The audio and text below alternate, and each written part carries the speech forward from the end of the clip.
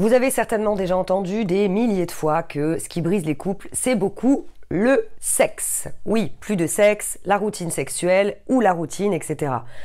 Alors, oui, seulement avant que votre vie sexuelle se dégrade, vous allez vivre des phases émotionnelles qui n'ont aucun rapport à la base avec le sexe. Vous allez vite comprendre de quoi je parle dans cette vidéo. Je vais vous donner 5 choses que beaucoup de personnes font sans s'en rendre compte et qui peuvent mettre à néant votre vie de couple.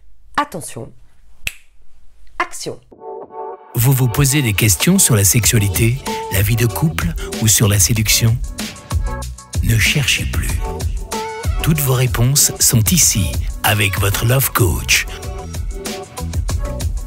Belinda Santabou. Bonjour à vous, c'est Béli, j'espère que vous avez la pêche aujourd'hui. La première chose que je note, ce sont les relations toxiques, les amis toxiques. C'est très bien d'avoir des amis, c'est très bien aussi d'avoir un entourage. Simplement, parfois, et c'est très souvent, qu'une des deux personnes a un ou une amie qui fait chier le monde, il faut le dire. Il y a des gens comme ça, parfois quand vous êtes dans votre vie de couple, quand vous êtes amoureux ou amoureuse, bon là même si je fais cette vidéo pour Belinda Santabou, ma chaîne YouTube dédiée aux femmes, je suppose qu'il y a des hommes qui regarderont. Alors, il faut savoir que parfois, même si vous aimez cette personne et que vous vous rendez compte que dans votre vie de couple, ça fout le bazar, il va vraiment falloir faire un choix. C'est hyper méga important. Vous risquez de perdre la personne que vous aimez parce que vous aimez votre ami. C'est à vous de choisir après. Mais faites bien attention à ça. Et d'ailleurs, il y a beaucoup de mes clients qui me le disent en coaching. Béli, le problème c'est que moi, ma nana, elle a une amie à elle, mais cette fille, franchement, elle donne des conseils, j'ai l'impression qu'elle veut vraiment qu'on ait une rupture, quoi. Et je remarque aussi que quand ma nana, elle rentre d'une soirée avec elle, c'est plus la même. Donc faites bien attention. C'est pas forcément exactement ce schéma-là. Attention à l'entourage.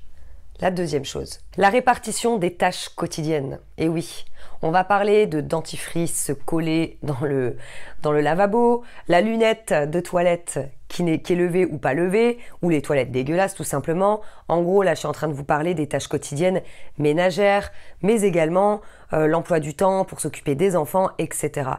Dites-vous une chose, si ce n'est pas équilibré, vous allez à un moment donné péter un plomb. J'avais déjà fait une vidéo sur ce sujet. C'est vrai que maintenant on est dans une nouvelle ère et que c'est assez équilibré entre les hommes et les femmes. Mais, je dis bien mais, pas pour tout le monde.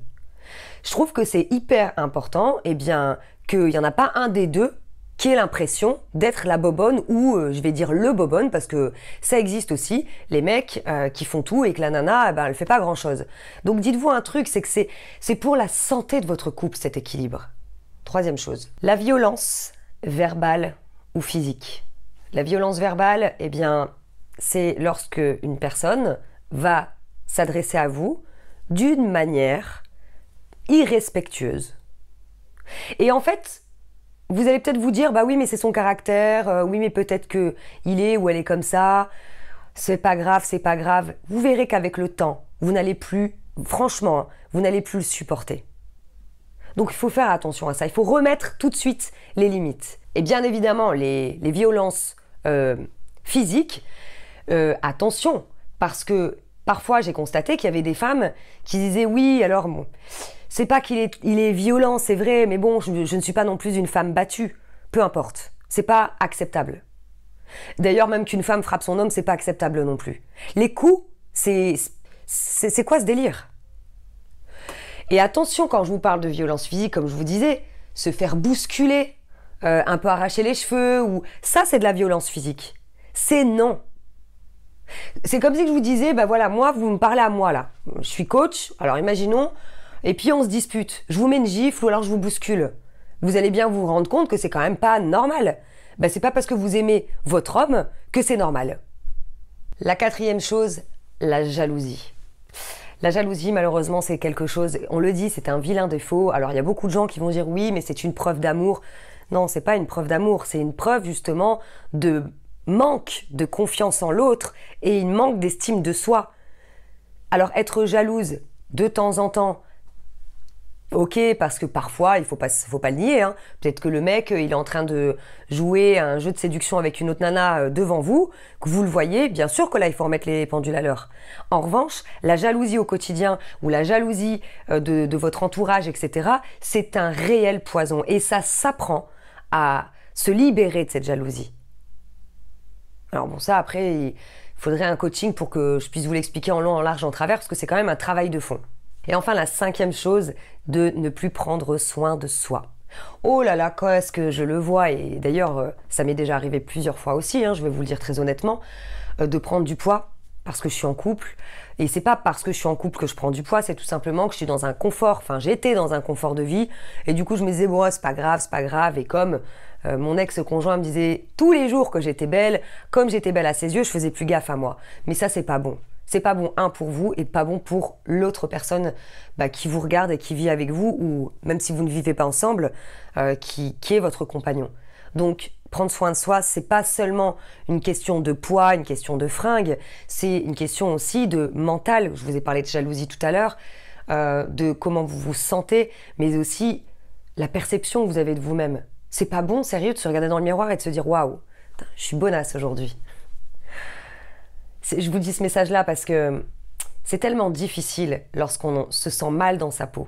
Et il y a beaucoup de mecs aussi, je parle de prendre soin de soi, il y a beaucoup de mecs aussi qui, eux, ne font plus gaffe à leur tenue vestimentaire. Messieurs, putain, mais réveillez-vous s'il vous plaît. Vous aimez que votre nana, elle mette une belle petite robe. Et ben les nanas aiment aussi que l'homme s'apprête avec un beau jean, une belle chemise, du parfum, etc. Vous aussi, vous avez des formes. Ne croyez pas que les femmes ne regardent pas vos fesses, en tout cas que votre femme ne regarde pas vos fesses ou autres. Donc mettez aussi vous en valeur pour vous déjà et aussi pour le bien-être de votre couple. Voilà, donc ces 5 choses qui font que, avec tout ça crescendo, le couple s'essouffle. Et aussi que bien souvent, il y a une déconnexion sexuelle, vous devenez des colocataires. Parce que vous passez par des étapes émotionnelles que je viens de vous décrire à l'instant. J'espère que cette vidéo vous aura éclairé. Pensez à la partager autour de vous, je la trouve en tout cas intéressante. Il y a des messages dedans. Je pense que si les personnes sont concernées, elles auront besoin d'entendre ce message. Et puis je vous dis à bientôt pour une prochaine vidéo. Bye bye.